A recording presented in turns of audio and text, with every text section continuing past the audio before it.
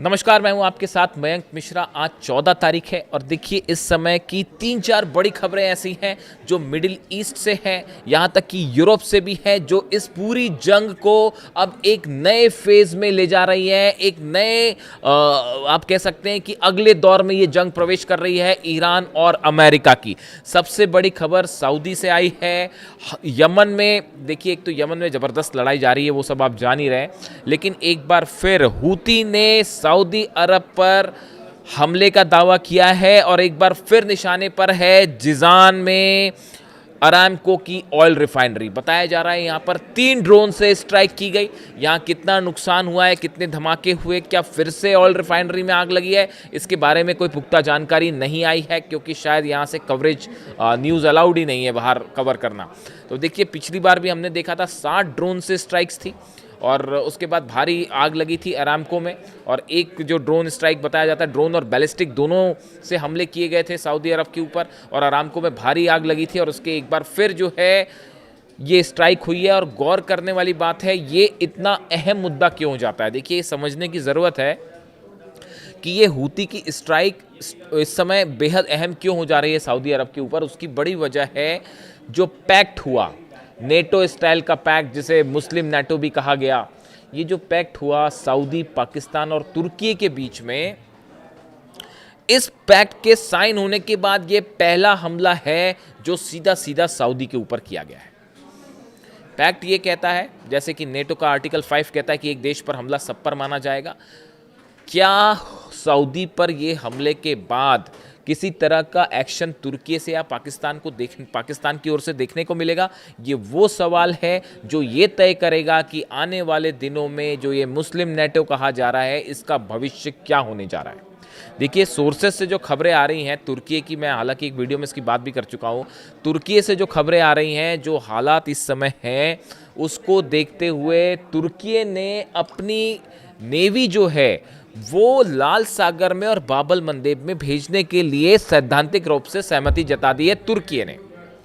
यानी जो Donald Trump या अमेरिका चाह रहा था कि मुस्लिम देशों की एक ऐसी सेना बने जिसमें 14-15 देश ऑलरेडी रेडी हो गए हैं, इजिप्ट भी इस पैक्ट का हिस्सा हो सकता है, और कई और मुस्लिम देश अपनी सेना मिला के एक सेना बनाए, एलाइड फोर्स, और ये बाबल मंदेब और लाल सागर में हूती का मुकाबला करें।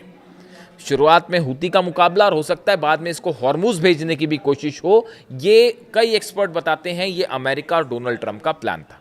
जिस तरह से सऊदी को हूती से भिड़ाया गया, मैं बार बार इस घटना का जिक्र करता हूं ताकि ये याद रहे और क्लियर रहे कि ये विवाद सऊदी और हूती का शुरू कैसे हुआ। ईरान का एक प्लेन जो सना लैंड कर रहा था, उसके ऊपर सऊदी की तरफ से मिसाइल्स फायर की गई। ये कहा गया कि साहब ये जो है प्लेन में हथियार हैं। तमाम दुनिया के एक्सपर्ट्स बताते हैं कि ये अमेरिका की सलाह पर, सेंटकॉम की सलाह पर ये अटैक हुआ था। ऐसे कई एक्सपर्ट्स का दावा है।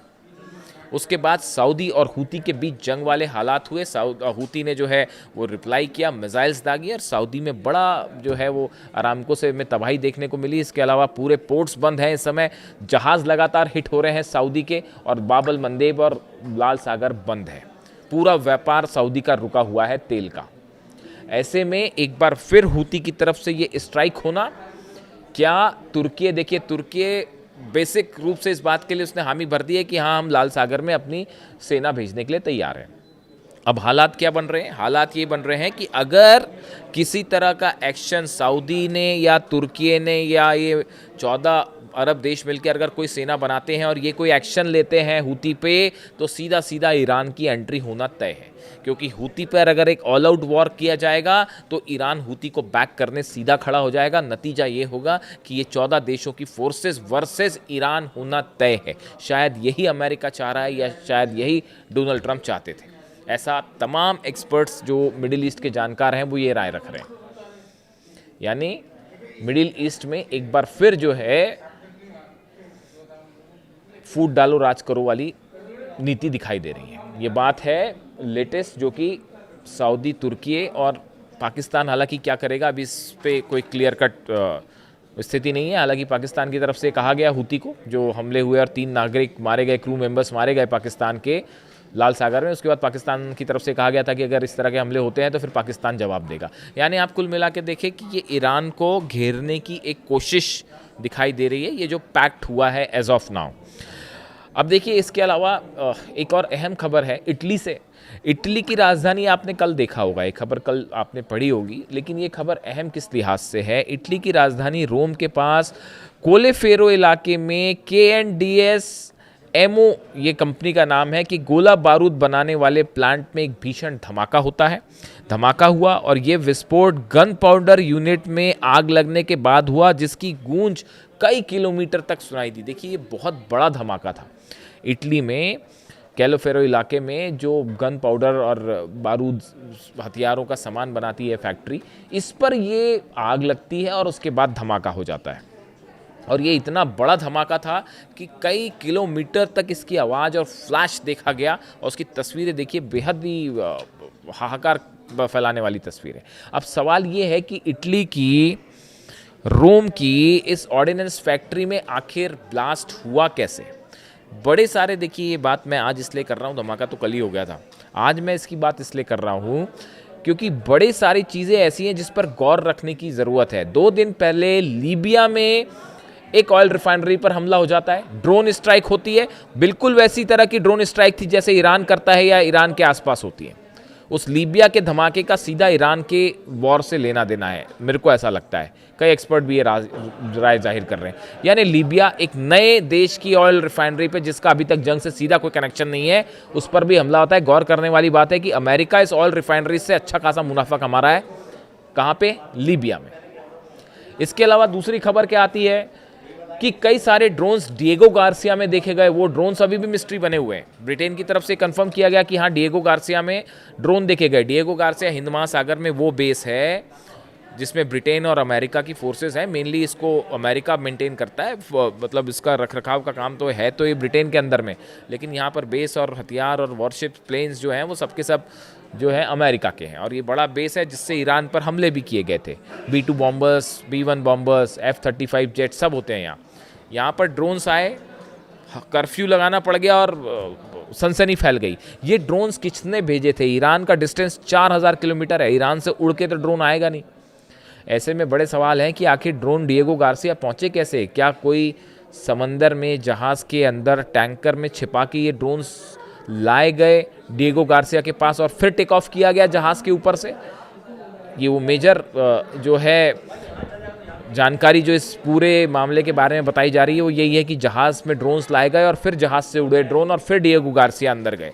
इस तरह की अभी है एनालिसिस, हालांकि इसकी भी जांच चल रही है। जैसे इटली में धमाके की जांच चल रही है, जैसे लीबिया में धमाके की जांच चल रही है, वैसे डिएगो गार्सिया में भी ड्रोन घुसने की जांच चल रही है। बड़ी सारी जांच चल रही है और बड़े सारे धमाके हो रहे हैं साहब। UAE के 2 जहाज़ जो हैं फिर ठोक दिए हैं ईरान ने। अब UAE भी उसकी आलोचना कर रहा है, कर कुछ नहीं रहा, आलोचना कर रहा है। तो अब देखिए मामला ये है कुल मिला के कि पूरे मिडिल ईस्ट में आप देखिए अब वॉर एक ऐसे फेज़ में है जहाँ पे कोई कुछ क्लेम करता ही नहीं है। बस हमले हो जाते हैं, धमाके हो जाते हैं और फिर उसके बाद जो है कोई उसकी जिम्मेदारी लेने को तैयार नहीं है। और पूरा अरब इस समय एक बड़ा प्लॉट तैयार है अरब वर्सेस ईरान करने का।